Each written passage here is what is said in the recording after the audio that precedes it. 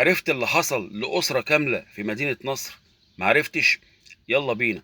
أسرة كاملة في مدينة نصر كلت وجبة واحدة من محل مشهور بتاع شاورما سوري في مدينة نصر، تم تسممها بالكامل ودخلوا المستشفى على أثرها، وفي ناس منهم اتحطت في العناية المركزة. متخيل أسرة كاملة اتسممت بسبب وجبة شاورما من محل سوري مشهور في مدينة نصر؟ حضرتك بتجازف ليه بنفسك وبأسرتك؟ حضرتك ليه بتجيب الأكلات الجاهزة التيك أواي السريعة ديت من بره؟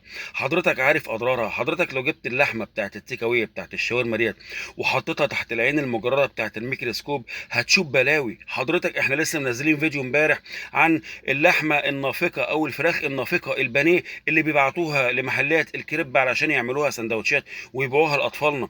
حضراتكم ما بتتعظوش ليه؟ اللحمه مسممه، محدش ياكل من بره. عملنا مقاطعه علشان نظافتنا ونظافه اجسامنا وعشان نظافه اكلنا وعلشان الغلاء اللي احنا فيه. حضراتكم ما بتلتزموش ليه؟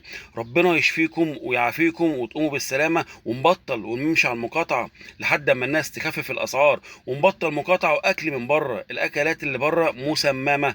اتعظوا يرحمكم الله.